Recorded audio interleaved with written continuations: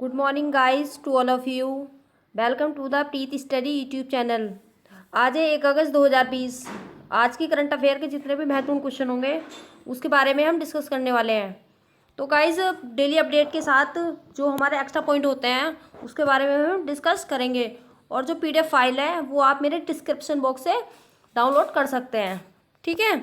और उससे पहले मैं आपको बता दूं कि आप अगर मेरे चैनल पर नए हों तो मेरे चैनल को सब्सक्राइब करें, लाइक करें मेरी वीडियो को तथा बेल आइकन को प्रेस करें। ओके, तो चलिए शुरू करते हैं। पहला क्वेश्चन है हमारा, प्रधानमंत्री नरेंद्र मोदी का निजी सचिव निम्न में से किसे नियुक्त किया गया है? तो गाइस हमारा आंसर हो जाएगा इसमें हार्दिक सतीश चंद्र साहा को, यानी कि C is the right answer. ये हमारे हार्दिक सतीश चंद्र साहा को प्रधानमंत्री नरेंद्र मोदी का निधि सचिव नियुक्त किया गया है। वे इससे पहले प्रधानमंत्री कार्यालय के उप सचिव रहे थे। हार्दिक सतीश चंद्र साहा एक IAS ऑफिसर हैं और वे गुजरात 2010 के बैच के कैडर रहे हैं। वे राजीव टोपनो की जगह लेंगे, यानी कि जो हमारे प्रधानमंत्री के जो पहले सचिव हैं, यानी इनसे पहले तो वो कौन थे? राजीव टोपनो, ठीक है, यानी कि राजीव टोपनो। और आगे है, गत वर्ष PMO में भेजे जाने से पहले हार्दिक सतीश चंद्र साहा पर्यावरण, वन एवं जलवायु परिवर्तन मंत्री प्रकाश जावड़ेकर के निजी सचिव के तौर पर कार्यरत थे। यानी कि इससे पहले ये किसके सचिव थे? प्रकाश जावड़ेकर, यानी पर्यावरण, वन एवं जलवायु मंत्रालय के जो मंत्री है हमारे प्रकाश जावड़ेकर, उनके निजी सचिव थे, ठीक है। अगला क्वेश्चन हमारा कि भारतीय मानक यानी IS व्यवस्था के तहत भारत ने मार्च 2021 तक कितनी वस्तुओं को शामिल करने की घोषणा की है? तो गाइस कितनी वस्तुओं को करने की घोषणा की है? 371, यानी कि ए इज द राइट आंसर, ठीक है। आगे है कि भारत ने मार्च 2021 तक अनिवार्य रूप से भारतीय मानक IS व्यवस्था के तहत लगभग 371 श्रेणी A की वस्तुओं को शामिल करने का फैसला किया है। इन वस्तुओं में उपभोक्ता इलेक्ट्रॉनिक्स, खिलौने, कागज, गिलास, रबर का सामान, भारी मशीनरी, स्टील बार और स्टील ट्यूब आदि शामिल हैं। इनमें से अधिकांश आइटम जो भारत ने अपनी गुणवत्ता प्रतिबंध व्यवस्था के तहत शामिल करने की योजना बनाई है, वे बड़े पैमाने पर चीन से आयात किए जाते हैं। इस कदम से विभिन्न अवमानक वस्तुओं के आयात पर अंकुश लगेगा, ठीक है गाइज।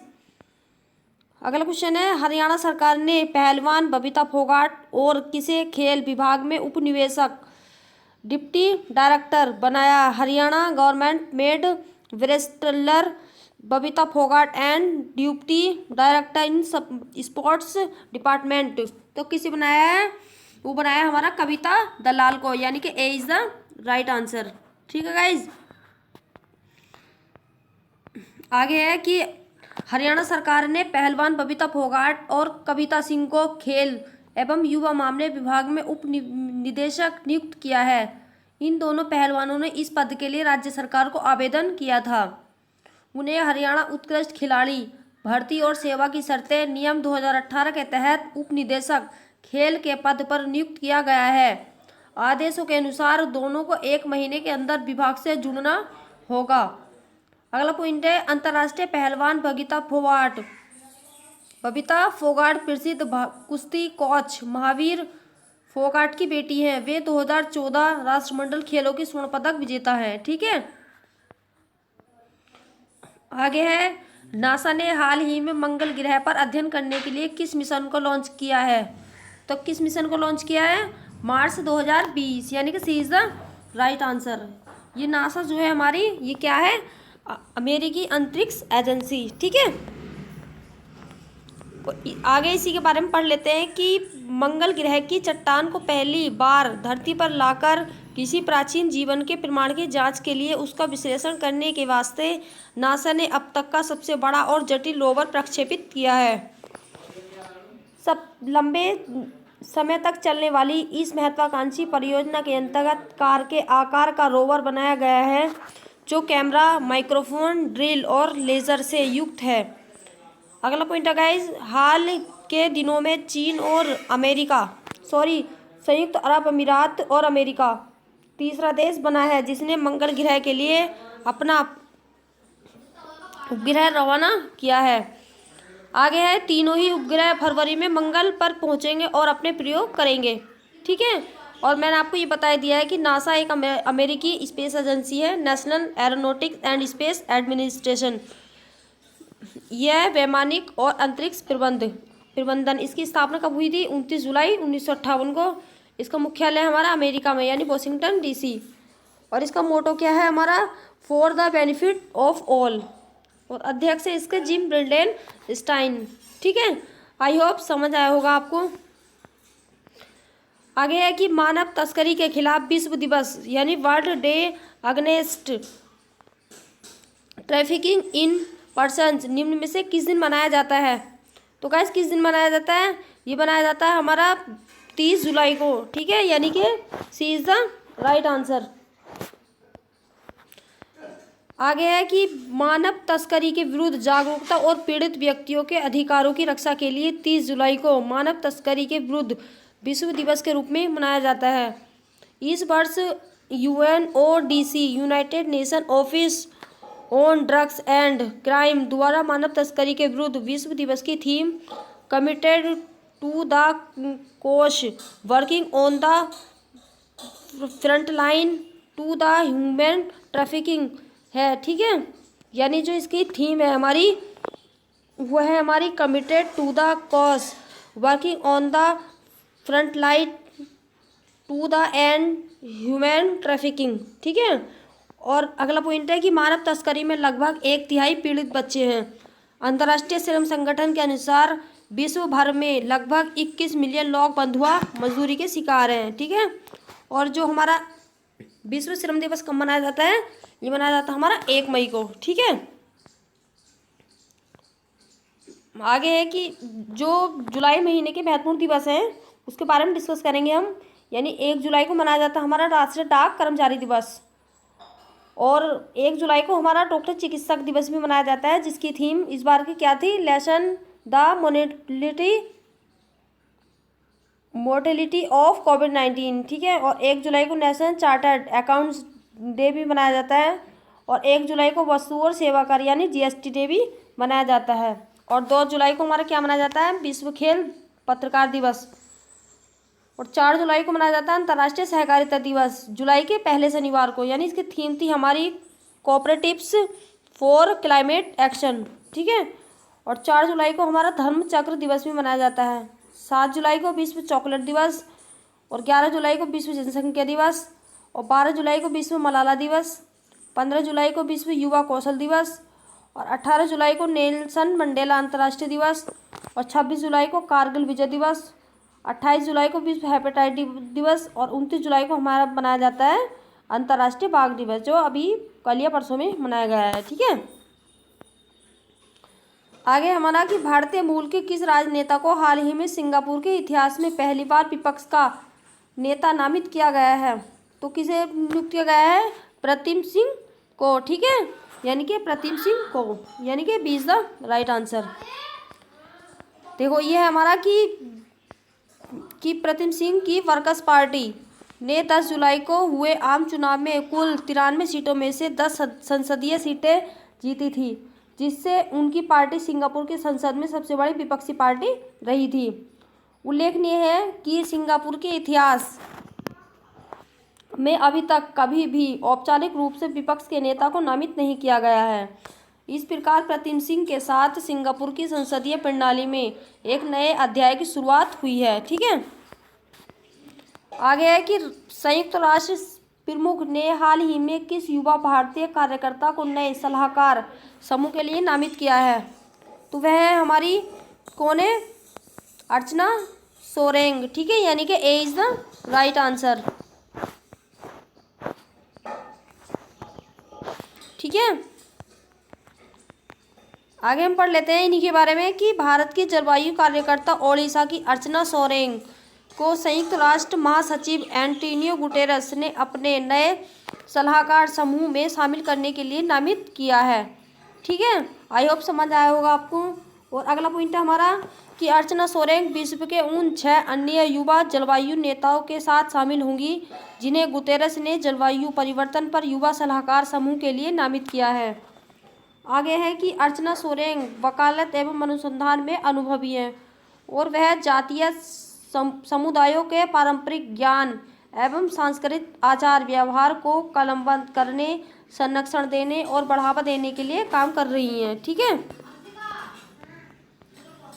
और ये हमारा संयुक्त राष्ट्र यानी कि यूनाइटेड नेशन, इसकी स्थापना कब हुई थी? 24 अक्टूबर 1945 को। और इसका जो हेडक्वार्टर है वह हमारा न्यूयॉर्क यानी यूएसए में। और इसके सदस्य देश कितने हैं? 193। ठीक है। अगला क्वेश्चन है कि किस देश ने जिरकॉन मिसाइल का सफलतापूर्वक परीक्षण किया है? तो गाइस हमारा देश है वह रूस, यानी कि C is the right answer. ठीक है। आगे है कि रूस के बारे में हम देख लेते हैं कि रूस यूरोप और एशिया महाद्वीप में स्थित है। ठीक है। यानी जो सबसे ज़्यादा आता है वो हमारा एशिया महाद्वीप में आता है। ठीक है। और इसकी राजधानी क्या है? मॉस्को। करेंसी है इसकी रूबल और राष्ट्रपति है इसके व्लादिमीर पुतिन। और यूराल पर्वत एशियाई रूस को यूरोपीय रूप से अलग करता है। ठीक है। और रूस की संसद का नाम क्या है? डूमा, जो काफ़ी ही एग्जाम की दृष्टि से काफ़ी महत्वपूर्ण है। ठीक है। और कभी कभी एग्जाम में आ भी जाती है कि रूस की संसद का नाम क्या है?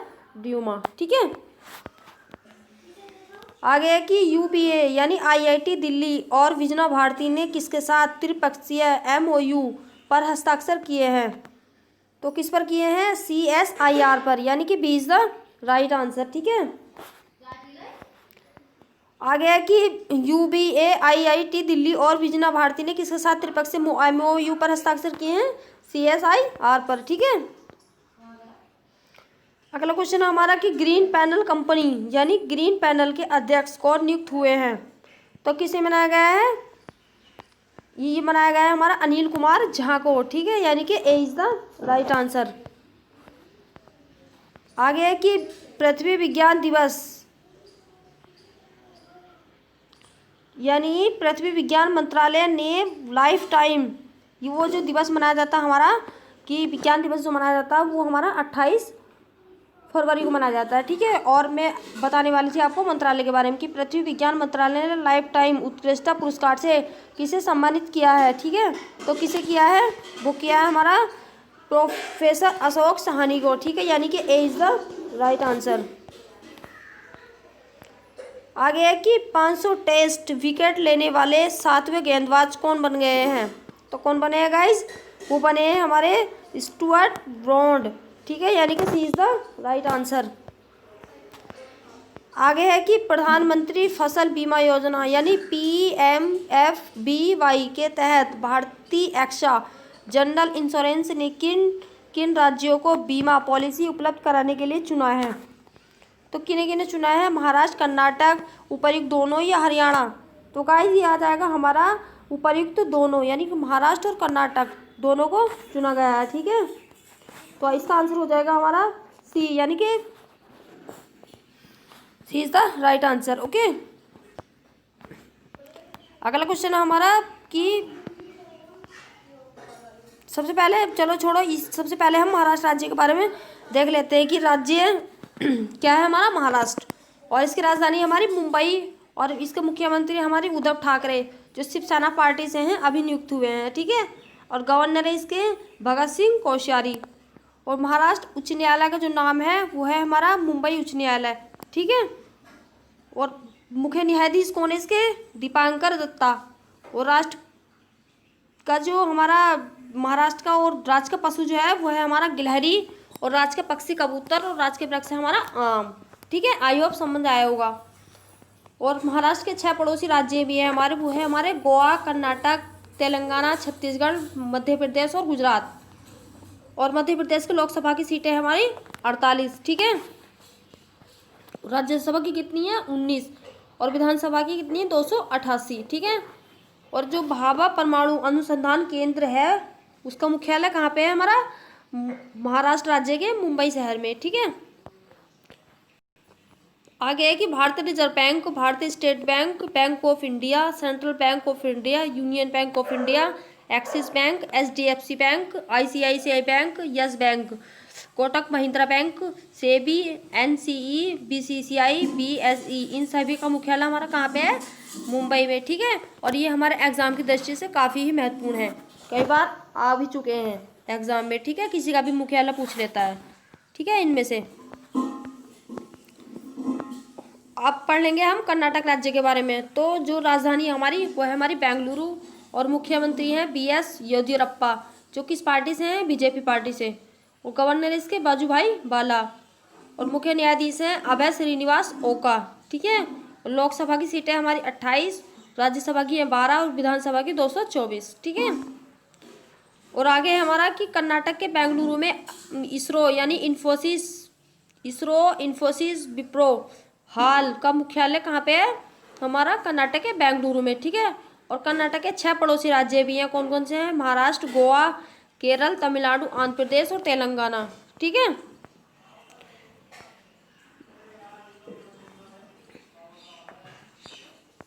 आगे है कि फरवरी से जून 2020 के लिए नीति आयोग द्वारा रैंक किए गए आकांक्षात्मक जिलों की सूची में कौन सा जिला शीर्ष पर रहा है। तो कौन सा रहा है हमारा, वो रहा हमारा बीजापुर, ठीक है। यानी कि जो बीजापुर है हमारा, ये कहाँ का है, ये है हमारा छत्तीसगढ़ का, ठीक है। एक तो हमारा आंध्र प्रदेश में है, ठीक है, और ये हमारा कहाँ पे पड़ता है, छत्तीसगढ़ में, ठीक है। ओके,